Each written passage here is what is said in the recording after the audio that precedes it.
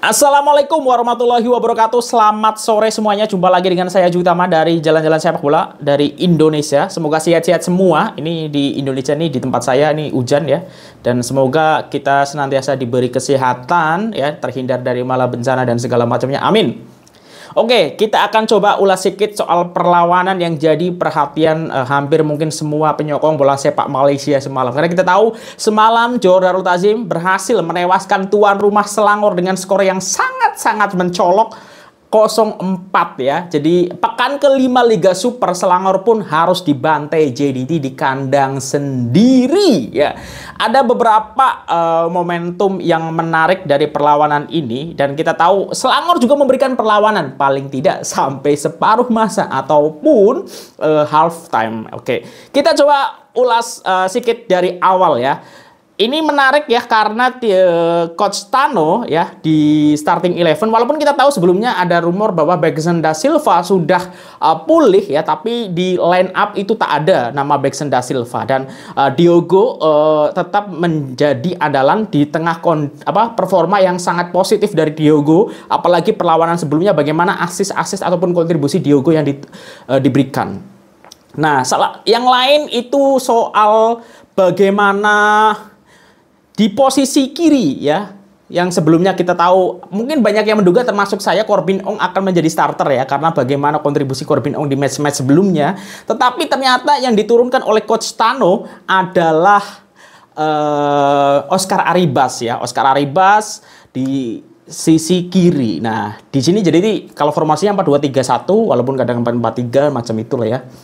Nah, jadi yang lain kurang lebih sama ya. Jadi cuma Oscar Arribas, di tengah itu ada di kanan Matt Davis, Jordi Amat dengan Feroz Baharudin, di tengah itu kombinasi paten antara Nathaniel Hongwan, Endrick Dos Santos yang terus mendapatkan kesempatan untuk starter, ditambah Juan Muniz ya. Dan di sini Leandro Velasquez juga kegusur posisinya ya di lini tengah dari Johor Darul Ta'zim. Di depan kita sudah tahu itu pasti milik Arif Aiman, di kiri Forestier ya, di tengah Diogo karena Begson belum kembali, tapi Diogo juga memberikan performa yang sangat-sangat impresif untuk JDT di match sebelumnya dan termasuk di kejayaan JDT menewaskan Selangor 0-4. Nah, kalau dari sisi Selangor sendiri, Tan Chen Ho belum menurunkan Muhairi Ajmal ya, jadi tidak ada perbedaan yang signifikan, malah tak ada ya. Muhairi Ajmal tak starting.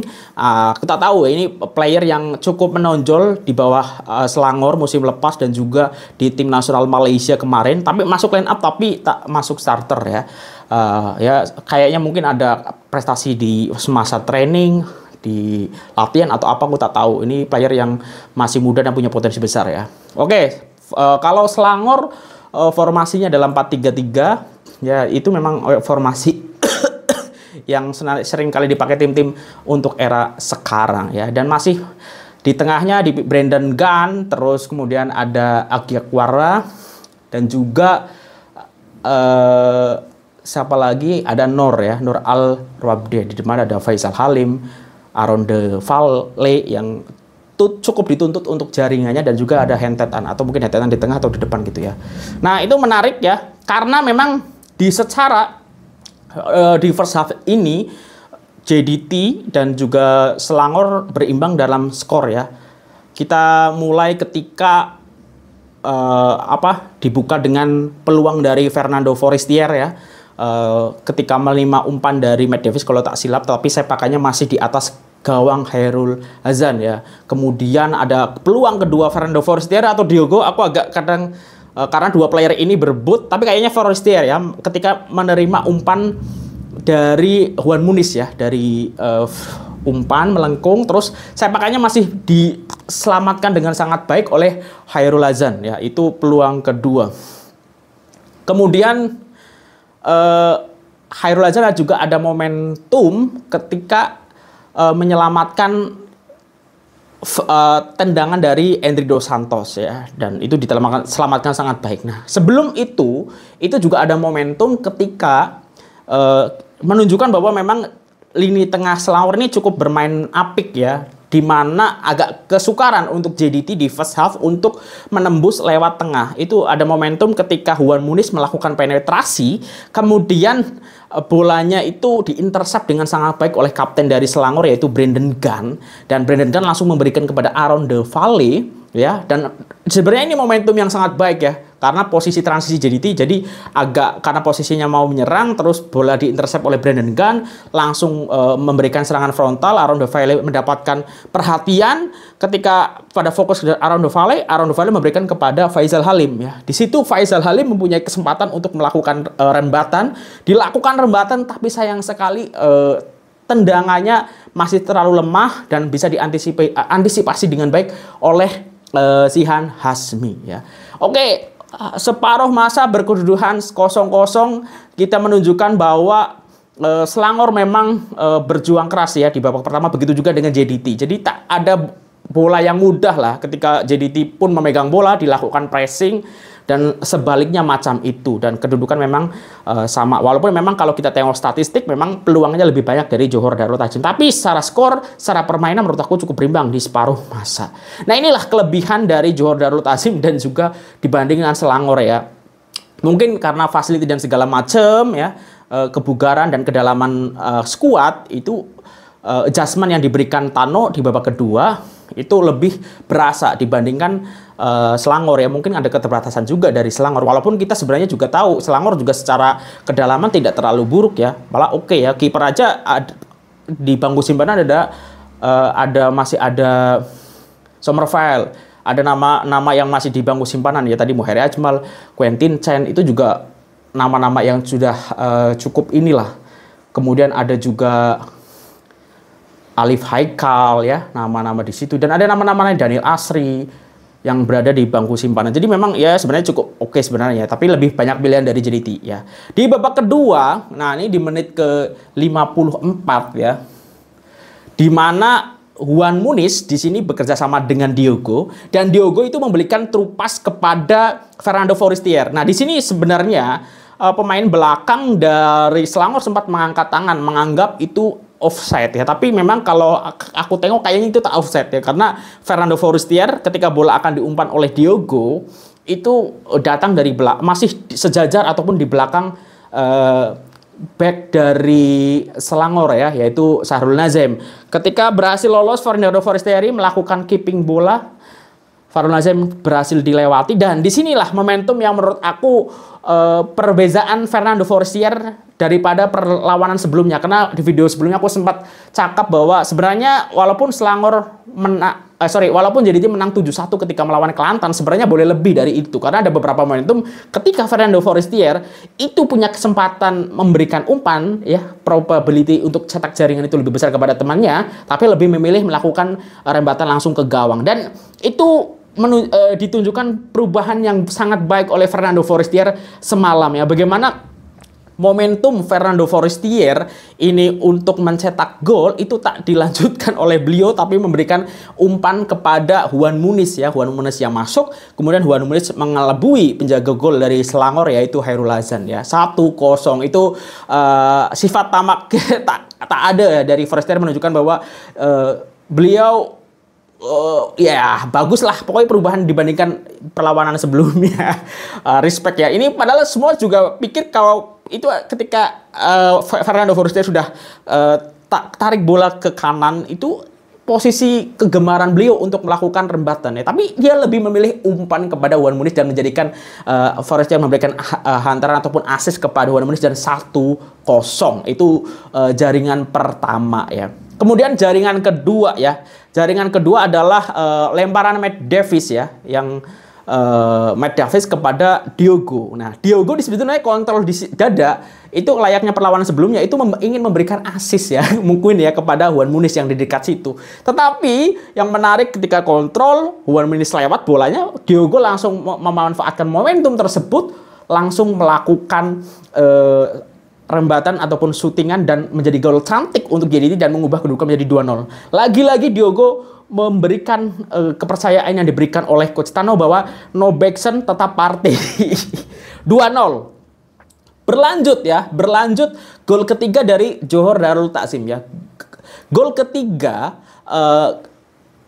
gol dari Johor Darul Ta'zim itu adalah ketika kita sudah tahu ya ada pergantian Leandro Velasquez dan juga Afik Fazail ya, salah satu player mungkin ya ini menurut aku player tempatan terbaik lah di lini tengah Malaysia, yaitu Afik Fazail lah. Tapi sayang sekali beliau tak mendapatkan calling ke skuad Kim Panggo, termasuk Nathaniel Hongwan ya, di tengah performa yang sangat impresif musim ini. Untuk Nathaniel Hongwan tak dipanggil ya, walaupun ada di daftar tunggu kalau tak silap ya.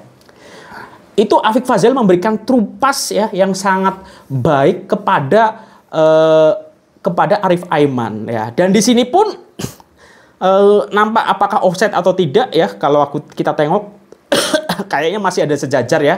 Kalau kita tarik, jadi itu bukan offside kepada Arif Aiman, dan Arif Aiman sudah berhadapan dengan Hairul Hazan.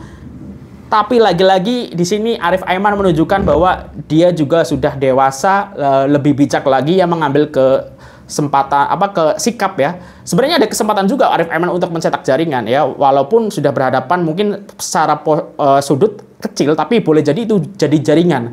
Tapi Arif Aiman lagi-lagi melakukan apa yang dicontohkan oleh Fernando Forestier dengan mengambil mungkin probability yang secara perspektif ataupun secara sudut lebih baik, yaitu Fernando Forestier. Nah, ketika itu Arif Aiman memberikan umpan kepada Fernando Forestier dan akhirnya 3-0. Nah, berarti Fernando Forestier memberikan contoh, dicontohkan lagi oleh Arif Aiman ya. Dan Forestier pun selepas memberikan assist mendapatkan jatahnya untuk mencetak jaringan ya. 3-0 ya. Belum berhenti di situ, di menit ke-81 ya. Di menit ke-81 Fernando Forestier melakukan brace-nya ya. Ketika Leandro Velasquez memberikan assist melalui sepakan pojok dan berhasil diselesaikan dengan sangat baik oleh Fernando Forestier. Jadi Fernando Forestier kalau tak silap sudah 5 jaringan ya. Koreksi kalau aku salah. Jadi mungkin sekarang memimpin top scorer Liga. Juan Muniz berapa? 4 atau 5 atau mungkin 3. Ya, jadi ini cukup banyak pemain-pemain JDT yang memang memberikan produktivitas jaringan untuk JDT ya, walaupun tak ada Beksen da Silva. Nah, sekali lagi di sini ya, bagaimana Selangor babak pertama boleh mengimbangi JDT, tapi di babak kedua itu tak terjadi ya. Boleh jadi ini juga faktor fisikal, pemain Selangor tak seinten atau tak sebaik pemain JDT ya. Atau juga faktor kedalaman pemain yang lebih banyak pilihannya dari Johor Darul Ta'zim, sehingga Coach Tano ini adjustment-nya lebih enak dibandingkan apa yang akan dilakukan oleh Tan Chen Ho. Dan kita tahu juga Faisal Halim diganti ya, dan Hantet Ong, dan selepas itu memang kalau masih ada Faisal Halim itu kadang ada pergerakan-pergerakan yang cukup menyulitkan ya. Tetapi ya memang untuk melawan JDT hal-hal macam itu tak cukup lah. Jadi perlu koordinasi yang baik lah untuk mengganggu defense ataupun pertahanan dari Johor Darul Ta'zim ya. Jadi itu, dan yang menarik bagi JDT ini mungkin adalah start 5 match terbaik sepanjang keikutsertaan JDT di Liga Super ya.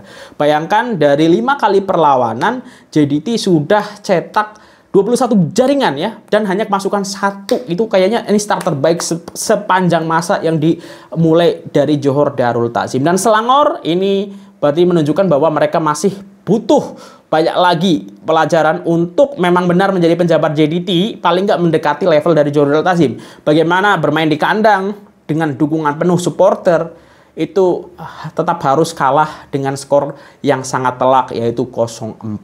Nah, mungkin itu aja untuk video kali ini. Tahniah untuk penyokong dari Johor Darul Ta'zim kembali. Ini banyak yang cakap juga, ini ajang pemanasan JDT untuk berkiprah di Asian Champions League ya, dan semoga memang JDT boleh lebih jauh lagi dibandingkan musim lepas. Dan untuk Selangor, Tan Chen Ho pasti akan memberikan evaluasi dan tentu akan boleh jadi pelajaran untuk kedepannya mau seperti apa. Dan tentu ini jadi mungkin pertanyaan bagaimana status striker mereka, yaitu Aaron Del Valle ya. Apakah Del Valle ini kan tetap dipertahankan, diberikan masa atau tidak? Karena kan kalau kita menengok striker Selangor musim lepas, yaitu Kayon ya, secara productivity lebih baik sejauh ini dibandingkan dengan Aaron Del Valle. Walaupun ya baru 5 perlawanan, tapi menurut kalian untuk khususnya penyokong Selangor, apa perlu diberikan masa atau memang harus cari penggantinya? Nah, mungkin itu untuk video kali ini. Kalau ada kesilapan aku mohon maaf. Terima kasih sudah menonton. Wassalamualaikum warahmatullahi wabarakatuh. Dah.